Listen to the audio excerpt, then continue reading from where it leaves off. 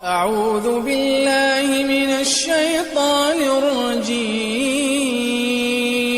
بسم الله الرحمن الرحيم. وما خلقت الجن والإنس إلا ليعبدون ما أريد منهم من رزق وما أريد أن يطعمون إن الله هو الرزاق ذو القوة المتين. پیش خدمت ہے شرح کتاب التوحید لفضیلۃ الشیخ عبداللہ ناصر رحمانی حافظہ اللہ. إن الحمد لله نحمده ونستعينه ونستغفره ونعوذ بالله من شرور أنفسنا ومن سيئات أعمالنا من يهده الله فلا مضل له ومن يضلل فلا هادي له وأشهد أن لا إله إلا الله وحده لا شريك له وأشهد أن محمدا عبده ورسوله. أما بعد فإن خير الحديث كتاب الله بخير الهدي هدي محمد صلى الله تعالى عليه وسلم وشر الأمور محدثاتها وكل محدثة بدعة وكل بدعة ضلالة وكل ضلالة في النار. من يطع الله ورسوله فقد رشد واهتدى ومن يعص الله ورسوله فقد ضل وغوى. اللهم صل على محمد وعلى آل محمد كما صليت على إبراهيم وعلى آل إبراهيم إنك حميد مجيد. اللهم بارك على محمد وعلى آل محمد كما باركت على إبراهيم وعلى آل إبراهيم إنك حميد مجيد. سبحانك لا علم لنا إلا ما علمتنا إنك أنت العليم الحكيم. رب اشرح لي صدري ويسر لي أمري واحلل عقدة من لساني يفقهوا قولي. قال المؤلف رحمه الله تعالى في باب قول الله تعالى فلا تجعلوا لله أندادا وأنتم تعلمون. قال ابن عباس في الآية الأنداد هو الشرك أخفى من دبيب النمل على صفات سوداء في ظلمة الليل، وهو أن تقول والله وحياتك يا فلان وحياتي، وتقول لولا كليبة هذا لآتانا اللصوص ولولا البط في الدار لآتى اللصوص.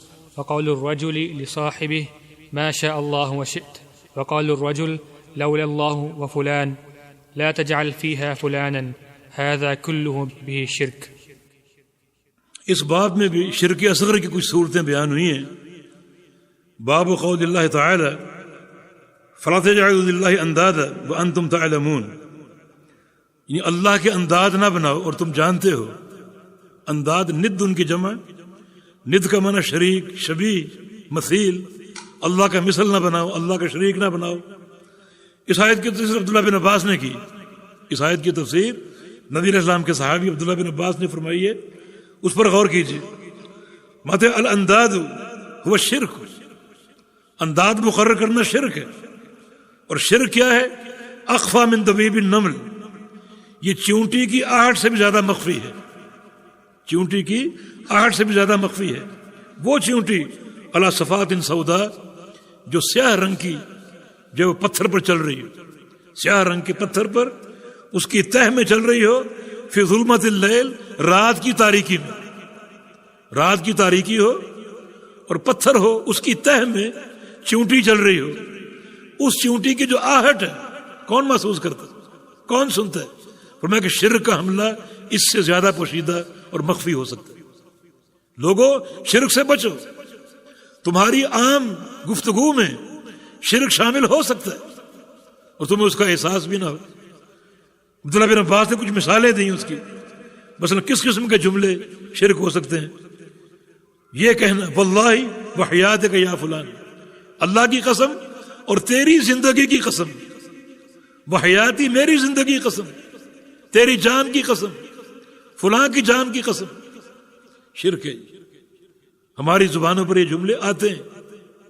اور اگر آپ قسم کے معاملے میں جس کی قسم کھا رہے ہیں عقیدہ آپ کا یہ ہو کہ یہ اللہ کے برابر ہے باعتبار قسم کے، پھر یہ شرک اکبر ہو جائے گا۔ اگر دل میں یہ بات ہے جس کی میں قسم کھا رہا ہوں اس کی قسم کھانا درست ہے اور یہ قسم اللہ کی قسم کے مساوی ہے، تو پھر یہ شرک اکبر ہو جائے گا۔ شرک اصغر اس لیے ہے کہ زبانوں پر یہ الفاظ جلدی سے چڑھ جاتے ہیں اور آ جاتے ہیں سوچے سمجھے بغیر۔ وَتَقُولُ لَوْلَا كُلَيْبَةُ هَذَا لَأَتَانَا اللُّصُوصُ، اگر گھر میں کتیا نہ ہوتی کلیبہ تو چور آ جاتے۔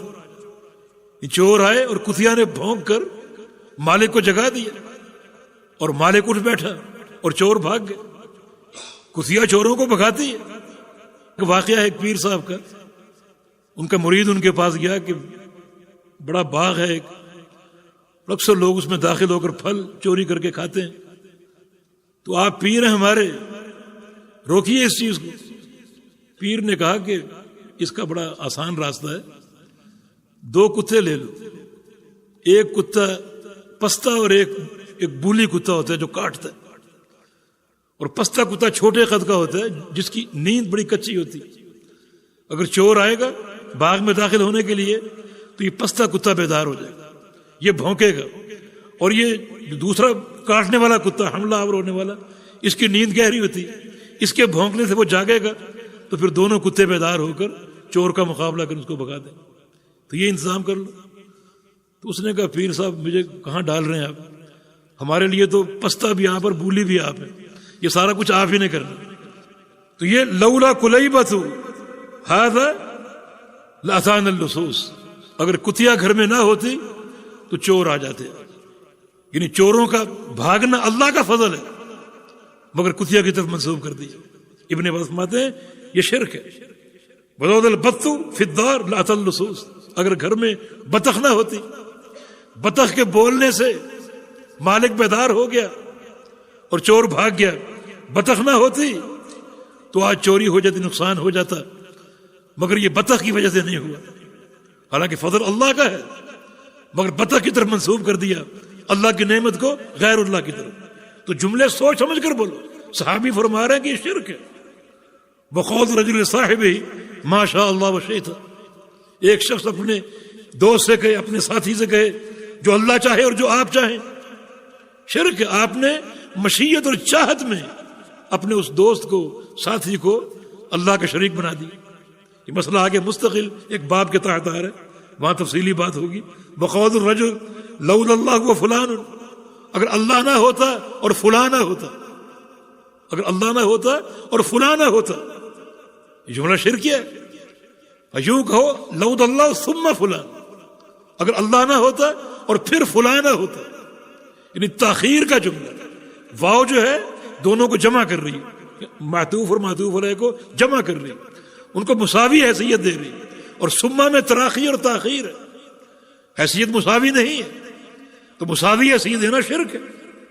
اور اگر یہ مساوی حیثیت آپ کے دل میں عقیدہ کے ساتھ ہے، یہ تو جملہ ہے نا، شرک اصغر ہے، مگر یہ اگر آپ کا عقیدہ بھی یہی ہے تو پھر یہ شرک اکبر ہے۔ لا تجعل فیہا فلانا، فرماتے ہیں کہ اس جملے میں فلاں کا نام ڈالو ہی نہ، بس لولا اللہ، اگر اللہ نہ ہوتا، اس کا فضل نہ ہوتا، اس کا احسان نہ ہوتا۔